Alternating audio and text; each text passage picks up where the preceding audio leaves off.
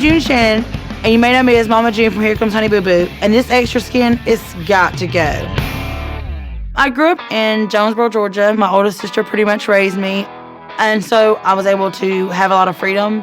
I started partying, drinking, doing stuff that I wasn't supposed to do, and I knew it wasn't right, but that was a way that I only thought that I could get attention. I actually went to the hospital when I was 14, throwing up, couldn't keep anything down.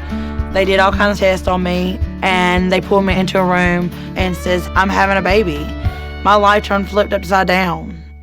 I actually had Anna 18 days after I turned 15, so happy birthday to me, right? I had Jessica when I was 17. Then I had Pumpkin when I was 20. And then I had Alana when I was 26. I was holding down 2 jobs, a house, and I knew I had to do it because my kids depended on me. Look, they got eyeballs. They look half decent. They look for real. Alana loves doing pageants. That was something that was our passion. And honestly, Here Comes Honey Boo Boo just fell in our lap. I didn't go looking for fame. Fame found us. Nah. Almost 4 years later, it's still surreal to me. Jennifer Lawrence crashed her car here in LA because she thought she saw Alana. Bye, thank you. Being on the go all the time, the weight just started like coming off. And I have to say I'm proud of what I've done because I used to weigh over 400 pounds. I used to be a size 28, and now I'm a size 16.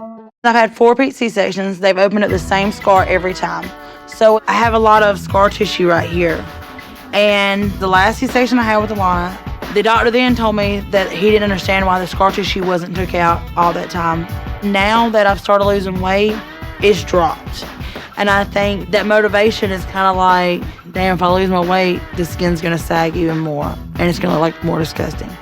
So what makes me wanna have this surgery is to tighten this up and also give me the incentive to say, okay, I wanna continue to do what I'm doing now.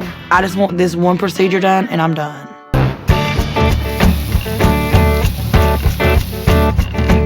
Hi, Natasha.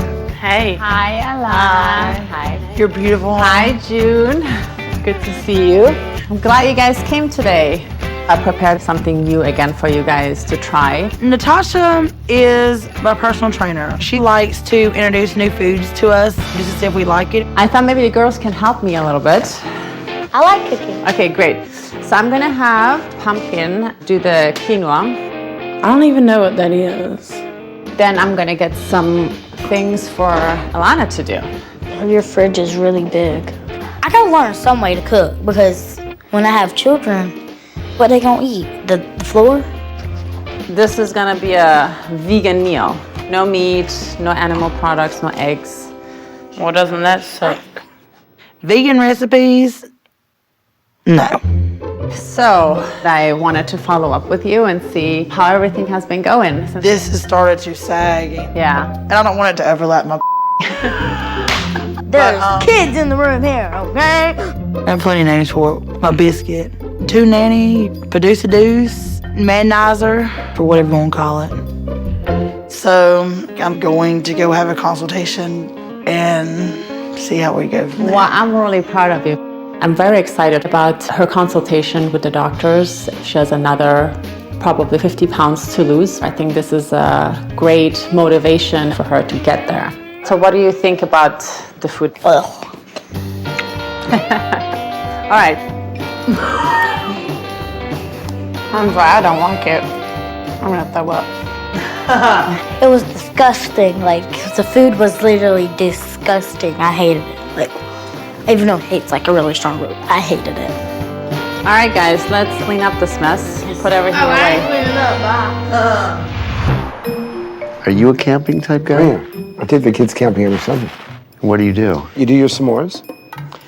And then at night, since there's no lights around, you see all the stars. It's just so cold, and you've got to do like the elements. You know what I mean? Bike riding, oh. There's no air conditioning, there's no heating, there's no room service. I just don't do that. That's why I said you're not a real man. No, I'm a real man. No, you're not. Terry's very metro.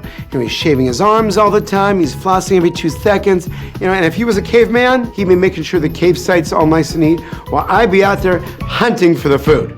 Have you ever heard of Mama June and Honey Boo Boo? I've heard of Honey Boo Boo, and I remember something about a little girl in pageants or something. This is Mama June. You know, she's like a celebrity, and she has some significant weight on her, but I think she's lost a lot of weight. Okay, you can see the... So you can see the excess abdominal skin, and I think she has some problems related to that. So why don't we bring her in and see if there's anything we can do to help her. Can you please send in Mama June? Hello. Hi. How are you? Good, I'm Dr. Nassif. I'm June. June. This is Pumpkin. Hi, June. Terry I'm Dubrow. June. Hey, how are you? Nice to meet you. Meeting with the doctors today, I'm not gonna lie to you, I am a little bit nervous. It's a little scary when it comes to plastic surgery because you're altering your body. We know obviously who you are. We don't know much about you though. So you've lost a lot of weight, right, June? About 150 pounds in a year. How much do you weigh now? 243, 251, somewhere around in there. I'm really impressed with June. Losing 150 pounds is really a major accomplishment. First of all, congratulations. Yeah, how did you Well, do awesome. How did you lose 150 pounds? I started with a trainer here about 6 months ago, and we don't eat fried foods. We don't have a deep fryer in our house. Right, you used to. I had not drunk a soda in over 2 years. Oh, really? Nope. Every parent wants to lead by example, and that's the reason why me and Pumpkin and Alana were doing it as a team. So how many kids do you have? I have 4, and I've had 4 repeat C-sections out of the same scar. But what has happened is with my last child, which is Honey Boo Boo, that doctor at that time told me that one, a tummy tuck was not done every time after each surgery like it should have been done. What? So, I don't understand so anything. you should have done a tummy tuck at the time. You don't of- understand nothing? Yeah, it doesn't make sense. So I'm missing something easily, I'm sure. Okay, that's what I was told by the last doctor. They were Yeah. supposed to do a tummy tuck every time. I mean, they right just- at that time? Well, that's what they said. Yeah, you don't do that. Yeah, you don't do I that. don't know. That's what they said. You would never do a tummy tuck on someone who just delivered a baby. The uterus is very large and distended, and you could never get the muscles tightened over the uterus. So it's probably the worst time to ever consider a tummy tuck, and it's never done. You never do a And C-section. then when Alana was born 10 years ago, there's so much scar tissue right here. Yeah. That doctor, he didn't know how deep to go down, and that's why he ended up cutting Alana's head open right here twice. You're At saying that when he did time- the C-section, Yes. he got so deep that it actually cut He into didn't Honey Boo Boo's forehead. Yeah, and that's when he told me at that time I needed to talk to someone about getting some of the scar tissue removed. In all my life, I've never heard of a C-section where a scalpel goes too deep and actually slices into the baby's forehead or even touches a baby. How does that happen? What type of doctor did this? My incision's here, Sure. and as I've lost weight, this has started to drop. Do you get irritations in that area where there? Yes. You do. You Yes. should have to put a rag down there. Sometimes, yes. If To it's like, prevent irritation? Yeah. yeah, because it irritates me so bad, especially when it's hot Right. and it's rubbing. We call it intertrigo. Intertrigo is when 2 areas of the body that are covered with skin are overlying themselves and come together that are normally exposed to air. I don't like it like stinky. or- Stinky. You know what I'm It saying? gets stinky down there because the area doesn't get any kind of, dry air. When you have intertrigo, you often have a lot of moisture and sweat, and you can actually get quite a foul smell associated with it. But my thing is, though, is if she has the surgery, what happens if she loses more weight? I think that question will be answered best by examining her and seeing how much loose skin there is and getting an overall look to see how much more weight she should lose to make sure the surgery works ideally. Okay? I thank you. Sure. Heading into the exam with the doctor, I still feel very reserved and very, very nervous. I don't know what he's gonna say and what he's gonna do. Yeah. Let's look at this. Lean back for a sec. And do you mind if I? Yeah, that's fine. I'll do it. Oh, okay. So look at all that irritation, right? Does that hurt you? Yeah, like it's like weird. It's really Like, sore, right? Yeah. It's interesting because you've had irritation long enough in this area that it's caused what we call inflammatory hyperpigmentation, which is basically dark staining of the area. So let's have you stand up if we could. Throw it in the chair. That's all right. So do you mind if we Yeah. lower this? Okay. So All right, so this is really what's hanging down, Yes. covering up Yes. all of your Yes. area, Seriously, I right? gotta get on their knees and look at them. Yeah. Yeah, you have a serious case of intertrigo, and you almost have like a fungal thing happening in here. That's why we're like a towel or something. Yeah. Wow. It's really important for Mama June to keep the areas where her skin is folding together dry, because moisture that's not allowed to evaporate provides a really perfect environment for things like bacteria and fungus to grow, which can lead to very significant inflammation and irritation. You know what we call this? We call this an abdominal pannus, which basically means a drape.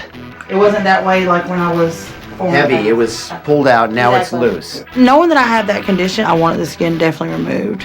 I hate it.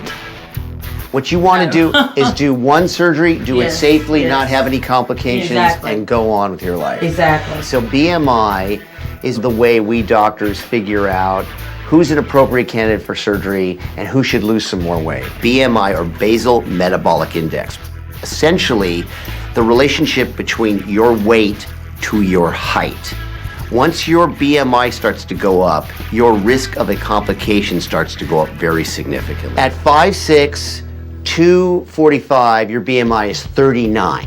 Okay, so we like to see a BMI of like 28. So you lose 75 pounds, you come back to us, we will remove that and make you happy. Good deal? Good deal. Right now, her surgical risks outweigh the benefits of surgery. However, we invite her back at any time once she's reached her goal, and we really want to help her. All right. I got it. All right, great meeting you guys. Thank y'all. Bye-bye. Bye. Dr. Nassif and Dr. Dubrow gave me a lot of good information, and hopefully in a couple months I'll be back and make them kind of proud and say, okay, yeah, we can do this surgery now. That's to be my reward for everything that I've done. There's a piece of tissue on your butt. Oh my gosh.